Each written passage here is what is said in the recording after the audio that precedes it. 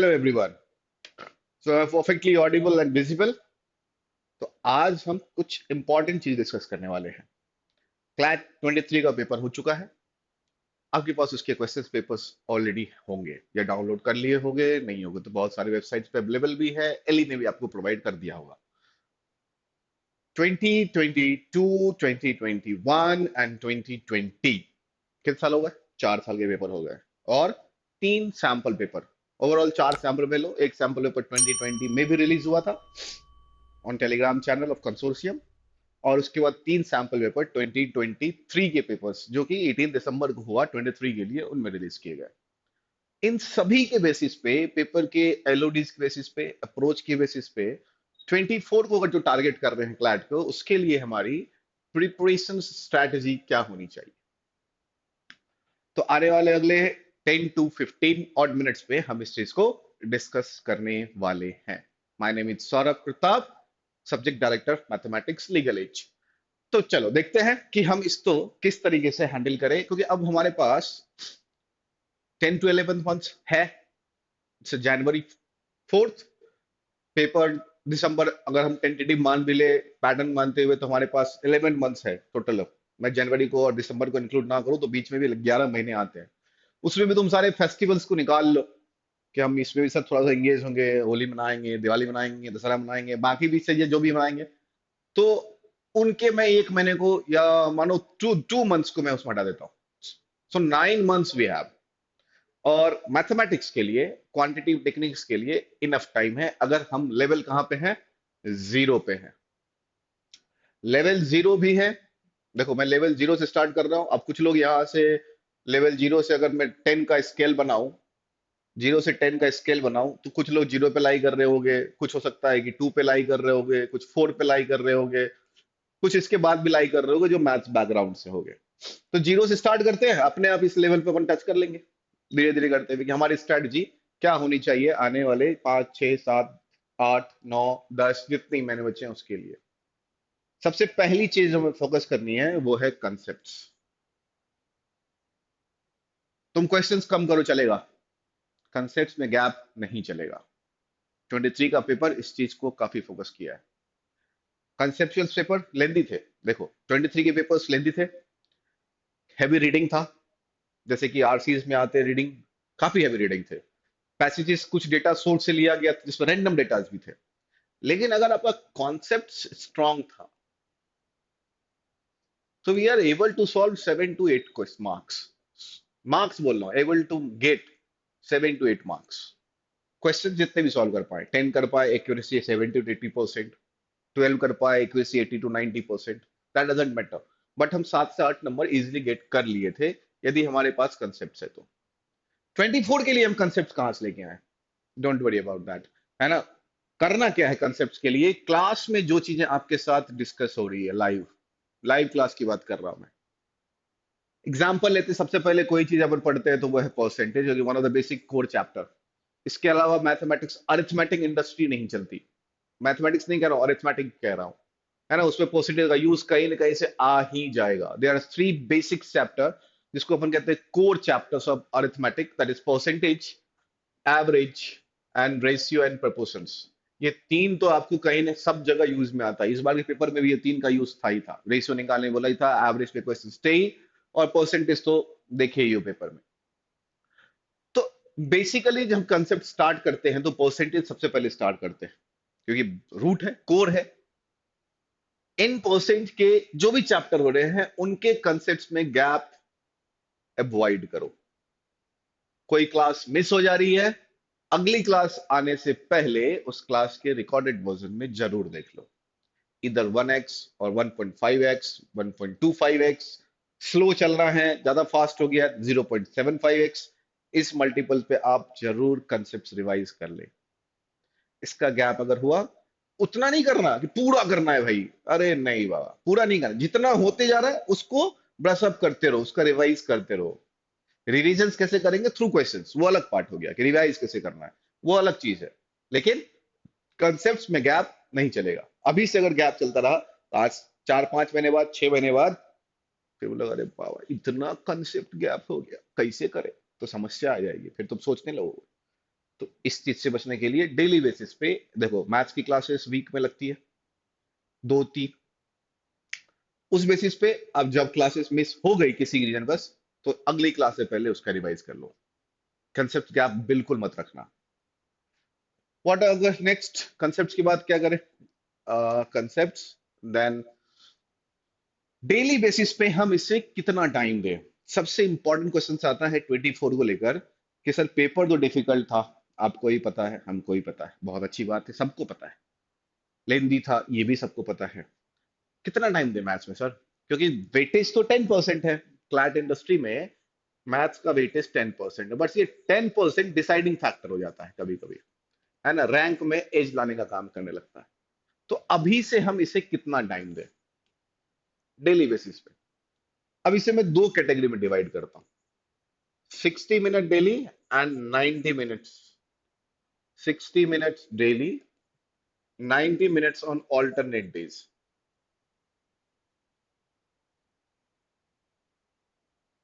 यदि आपका लेवल, समझना, यदि आपका लेवल, मैं स्केल दिखाया था 0 to 10 का, 0 to 3 के बीच लाई करता है। अगर आप अपने आप को 0 to 3 के बीच सेल्फ जजमेंट दे पाते हो, कंसेप्ट समझ नहीं आ रहा है, क्वेश्चन नहीं बन पा रहे हैं, क्लास में समझ आता है, बाद में नहीं बना पा रहे, उस हिसाब से अगर आप जजमेंट दे पाते हो अपने आप को, और अपना लेवल 0 to 3 के बीच में लाई कराते हो, तो you have to give 60 minute on daily basis. Sir इतनी क्लास तो लगती नहीं है, क्लास में सिर्फ गाइडेंस मिलता है, अप्रोच बताया जाता है, मेथड बताया जाता है, प्रैक्टिस हमें खुद से करनी होती है। ठीक है? तो 60 मिनट्स डेली आपको यहां पर देना होगा, अगर आप इस लेवल पे बात करते हो। अगर आप 4 से ग्रेटर है, अगर आपका लेवल 4 या इक्वल्स टू भी लगा लो, ग्रेटर देन और इक्वल्स टू 4, देन ये आप 60 minutes daily, it's totally now up to you. 60 minutes daily के साथ साथ 90 मिनट्स ऑल्टरनेट में भी आप जा सकते हैं, क्योंकि अभी हमारे पास टाइम है स्मूथली आगे बढ़े, बिना पैनिक हुए हुए, बिना हैक्टिक शेड्यूल बनाए हुए। क्योंकि कुछ कैंडिडेट, कुछ एस्पिरेंट्स आप लोग हैं जिसकी स्कूलिंग भी चल रही होगी, 12th में भी होंगे, बोर्ड के एग्जाम भी होंगे, कोई 11th में भी होगा, तो पास आउट भी हो गया होगा। जो पास आउट, उसकी कोई दिक्कत नहीं है, वो 60 मिनट्स डेली करें, चाहे वो किसी भी कैटेगरी में लाई कर रहे हो। यानी जिनका 12th बोर्ड हो गया है, जिनका 12th 11th में उनको स्कूल का भी काम करना है, तो वो क्या करें, 90 मिनट्स ऑन ऑल्टरनेट डेज करें, लेकिन करें। 90 मिनट जब ऑल्टरनेट डेज करने के लिए जाओ तो करो क्या, मैं बताता हूँ। अगर आप डेली नहीं कर रहे हैं, 90 मिनट्स डे ऑल्टरनेट कर रहे हैं, तो इस 90 मिनट्स को दो पार्ट में ब्रेक करो हमेशा, 20 minutes and 70 minutes. Alternate days मानो मानो मैंने एक एग्जांपल लिया कि मैं मैथ्स कर रहा हूँ MWF, एमडब्ल्यू समझते हो ना, मंडे वेंसडे एंड फ्राइडे। तो मंडे को मैंने 90 मिनट्स मैथ्स किया, स्टार्ट किया 90 मिनट्स मंडे करूंगा ना, मंडे को मैंने 90 मिनट्स कर लिया। जब मैं वेंसडे को फिर से 90 मिनट्स करने के लिए जाऊंगा, बात कब कर रहा हूं मैं, वेंसडे को, तो ये 20 मिनट्स मंडे को दो। सर मेरे पास तो टाइम मशीन है ही नहीं, पीछे कैसे जाए? अरे पीछे जाने का मतलब है कि जो मंडे को तुमने 90 मिनट्स पढ़ा था, ये 20 मिनट्स मैं इसका रिवाइज करूंगा, और नेक्स्ट 70 मिनट्स में मैं वेडनेसडे का सिलेबस कंप्लीट करूंगा, जो मुझे प्रैक्टिस करनी है। अगेन अगर फ्राइडे को आओगे, अब देखो फ्राइडे को भी मैंने 20 और 70 में ब्रेक किया। अब ये 20 मिनट तुम प्रैक्टिस करोगे, ये किसका करोगे, इन 70 मिनट्स का करोगे, क्योंकि यहां से तुम तो रिवाइज करते हुए आए हो, कंसेप्ट बिल्ड होते हुए आया है, टाइप्स कवर होते हुए आया है, अप्रोच कवर होते हुए आया है। तो इसके बाद हमें कहां दिक्कत हुई है? सिर्फ केवल इन 70 मिनट्स की प्रैक्टिस हम इन 70 मिनट्स में करेंगे। ये 70 मिनट हमने कहा दे दिया, ये चक दे वाला 70 मिनट नहीं है, ये 70 मिनट तुमसे मतलब, अरे बाबा तुमसे ले सकता है, क्लैट ले सकता है। इन 70 मिनट की प्रैक्टिस इन 20 मिनट्स में, और फ्रेश रीडिंग इन 70 मिनट्स। फिर नेक्स्ट मंडे को जाओगे तो फिर आप क्या करेंगे, 20 मिनट्स में बैक वाला, और फिर 70 मिनट्स में नेक्स्ट। इससे क्या होगा, पीछे वाला रिदम नहीं भूलोगे। होता क्या है, अगला पढ़ते जाते हैं और पिछला भूलते जाते हैं। बस सर हम तो मानव हैं, मनुष्य हैं, ऐसी प्रवृत्ति हमारे अंदर आ जाती है कि अगला पढ़ते चलो और पिछला भूलते चलो। इसी चीज को कवर करने के लिए हम पिछला रिवाइज करते हुए आगे बढ़े। ठीक है? टाइम इनफ है, इसीलिए हम ये चीज कर सकते हैं। अगला डाउट आता है मन में, व्हाट अबाउट सर कैलकुलेशंस? ये बहुत मेजर पार्ट है। कभी कभी इजी क्वेश्चंस भी लेंदी कैलकुलेशन के चक्कर में आपको टफ करते हैं और टाइम टेकिंग हो जाते हैं। कैलकुलेशंस की प्रैक्टिस आप डे वन से करें। डे वन मतलब जब से आपने प्रिपरेशन स्टार्ट किया है, तब से आप कैलकुलेशंस की प्रैक्टिस करें। Do one thing calculation practice के लिए, टेबल्स याद कर ले जहां तक हो पाए। It's totally up to you, जहां तक हो पाए। In both order, in both order मतलब अगर 12 8 96 होता है, तो 96 अगर लिखा हुआ है तो उसको भी मैं 8 इंटू 12 कर सकूं, 24 इंटू 4 कर सकूं, है ना। तो इस केस में हम क्या करें, दोनों ही ऑर्डर में टेबल्स याद कर ले, कैलकुलेशन में बहुत हेल्प होता है। और एक चीज क्या करोगे, मानो कैलकुलेशंस की टेक्निक है, बहुत सारी टेक्निक है, लेट्स से अप्रोक्सीमेशन, बहुत शानदार टेक्निक है अप्रोक्सीमेशन। अप्रोक्सीमेशन लाइव क्लास में जब क्वेश्चन आपके साथ डिस्कस किया जाता है, आपसे सॉल्व करवाया जाता है, तो वहां पर फैकल्टीज सपोज करो कि आपको एक नॉर्मल मेथड से, कन्वेंशनल मेथड से सवाल सॉल्व करवाती है, ताकि आप समझ में आए कि स्टेप बाय स्टेप क्या फॉलो हुआ। साथ ही साथ एक सेपरेट वीडियो अभी भी यूट्यूब पे अवेलेबल है कैलकुलेशन टेक्निक के ऊपर, एलईए चैनल पे, वो भी देख सकते हो। उसमें अप्रोक्सीमेशन, यूनिट डिजिट, डिजिट सम, इनके बारे में बताया गया है। या बीच बीच में फैकल्टी का क्लास ले लेती है आपकी, जिसमें आपको कैलकुलेशन टेक्निक बताए जाते हैं। करो क्या, जब आप क्या क्लास के क्वेश्चन सॉल्व कर लिए, मेथड सीख लिए, अप्रोच से क्वेश्चंस बना लिए, उन्हीं क्वेश्चंस को कैलकुलेशंस टेक्निक से सॉल्व करो, यानी शॉर्टकट मेथड से। उन्हीं को, नए क्वेश्चंस को नहीं बोल रहा हूं मैं। आप जो क्वेश्चन सॉल्व कर चुके हैं, जिनके आंसर्स आपको आ चुके हैं, उन्हीं क्वेश्चंस को सॉल्व करना है हमें कैलकुलेशंस टेक्निक्स।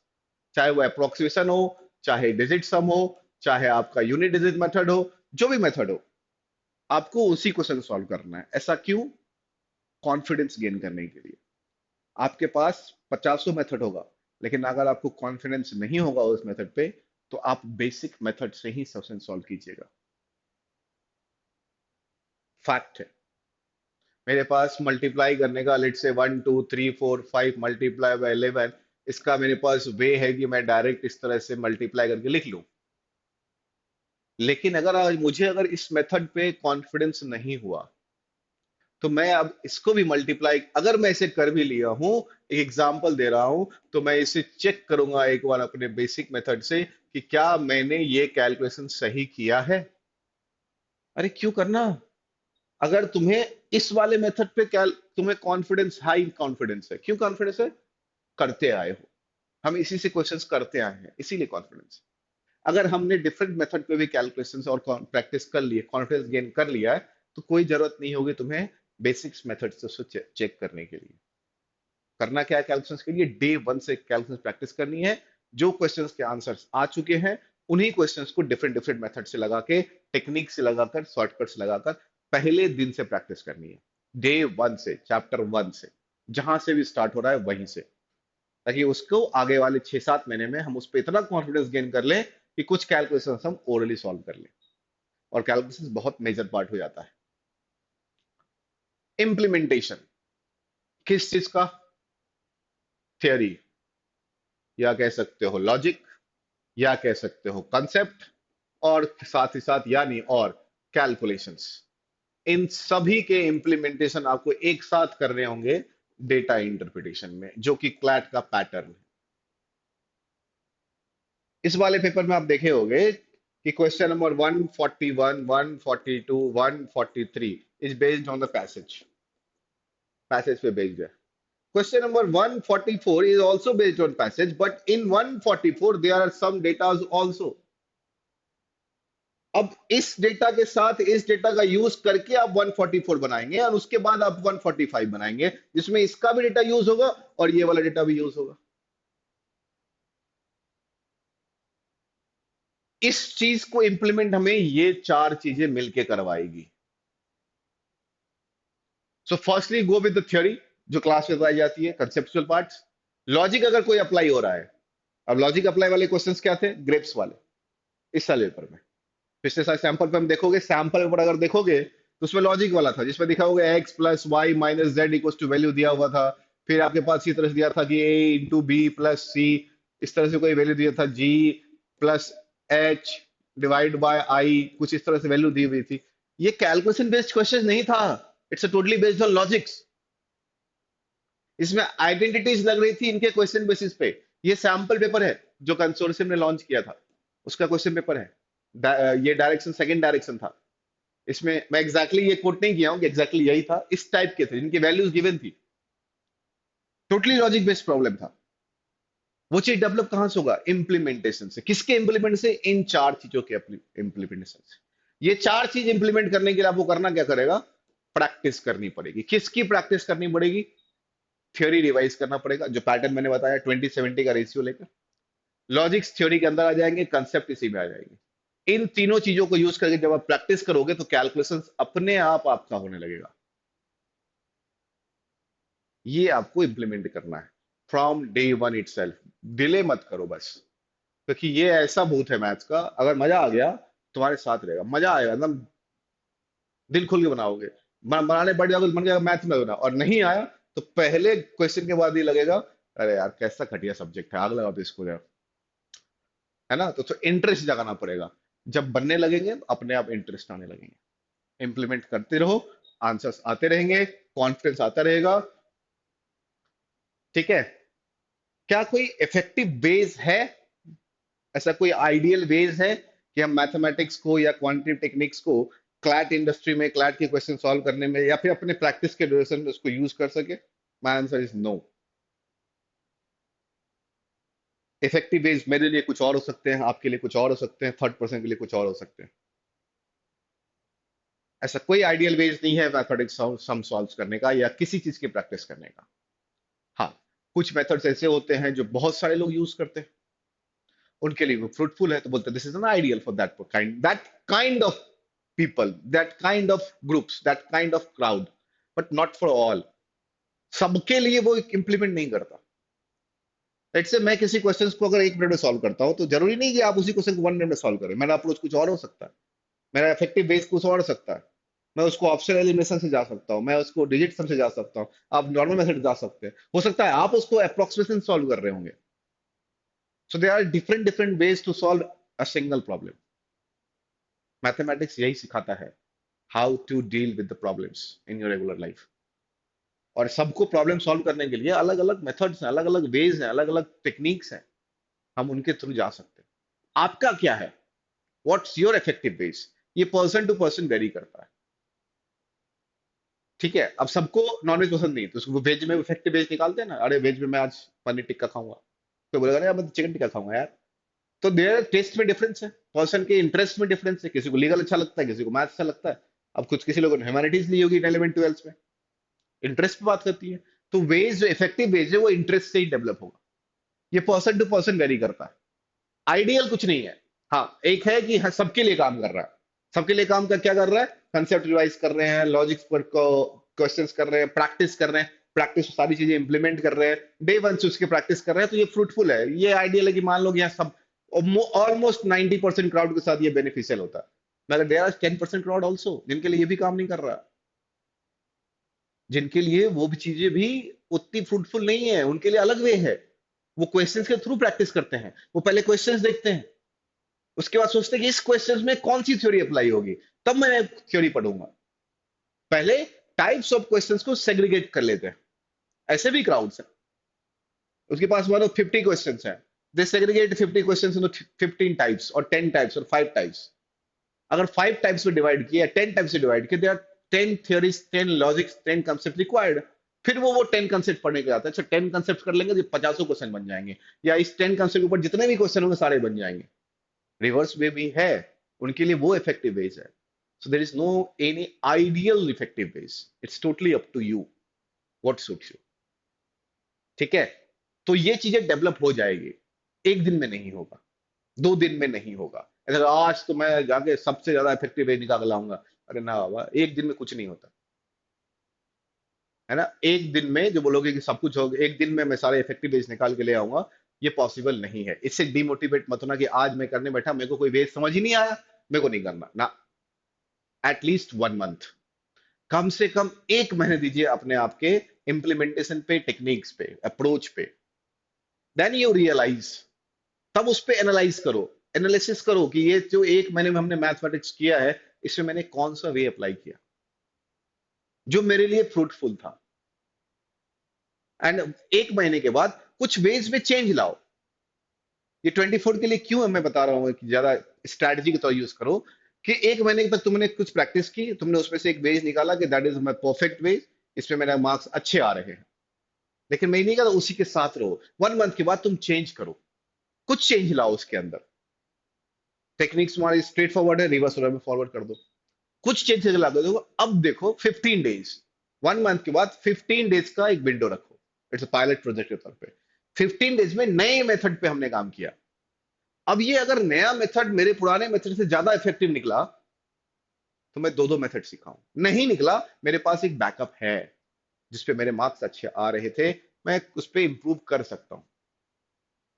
कंपैरिजन जब खुद से नहीं करोगे तो आगे नहीं बढ़ेंगे। कंपैरिजन हमें दूसरे से नहीं करना कि उसका मेथड कुछ और है, मेरा अलग है, उसके अच्छे नंबर आ रहे मेरे नहीं आ रहे, अरे तीसरे के कुछ और होंगे, चौथे के कुछ और होगा। तो हमें किसी और से नहीं, खुद से। मैं एक महीने पहले कौन सा मेथड यूज कर रहा था, मैं आज कौन सा मेथड यूज कर रहा हूं, which one is very effective. Clear? ये चीज पहले दिन से मैं आज जनवरी में इसलिए बता रहा हूं कि पेपर दिसंबर में है, मेरे पास नवंबर में, अक्टूबर में, सितंबर में, सितंबर चलो तब भी ठीक है, अक्टूबर नवंबर तक सर मैथ जीरो हो रहा है, कैसे बढ़ाएं, 15 पे जाना है। तब मैं यही सवाल था, तुम अब तक कहां थे? एक महीने में, 15 दिन में सिलेबस हो सकता है, वे जनरेट नहीं कर सकते कि इफेक्टिव वेज क्या होगा। पैटर्न चेंज होगा, क्वेश्चन पूछने का तरीका चेंज हो जाएगा, तो हम पैनिक कर जाएंगे, एंजाइटी इश्यूज आने लगेंगे। फिर वो एक सेक्शन अगर बिगड़ जाता है ना, अगर तुम पहला सेक्शन मैथ उठा लिया बिगड़ गया, पूरा पेपर में नेगेटिव इम्पैक्ट जाता है। दैट इज वाई मैं आज जनवरी मतलब ईयर स्टार्टिंग में बता रहा हूं कि पहले दिन से सारे इंप्लीमेंटेशन लगाना शुरू कर दो, ताकि तुम अपने इफेक्टिव बेस कर दो, फिर उसको पॉलिश करते रहेंगे। लेट से 1.5 या 2 महीने में मुझे एक बेस मिल गया, फिर हमें क्या करना पड़ेगा, फिर उसको पॉलिश करना पड़ेगा, क्योंकि वो मेरा वे है भाई, वो तुम्हारी यूएसपी होगी, वो तुम्हारी टेक्निक होगी। तब पेपर जिस भी पैटर्न पे आए, जिस भी पैटर्न पे आए, चैप्टर नहीं कह रहा, वो तो हम सिखाएंगे आपको कि किस तरह से कौन चैप्टर डील करते हैं। आप इम्प्लीमेंट करेंगे, आप उसका जो भी मेथड था उसको फॉलो करेंगे, लेकिन क्या आएगा वो तो हम सिखाएंगे आपको कि कैसे करते हैं। लेकिन उसको करने का वे आप खुद ही डेवलप कर चुके रहोगे तब तक। तब अगर अनसीन पैसेजेस जो पेपर्स में मॉक में आते हैं, घबराओगे नहीं, पैनिक नहीं होगे, एंजाइटी इश्यूज नहीं होंगे, एंड तब रिजल्ट ज्यादा बेटर आता है। ठीक है? आई होप सब तो क्लियर हुआ होगा।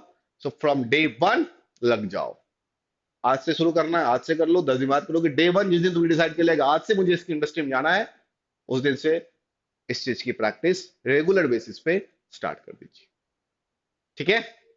चलो, bye bye, take care, thank you very much.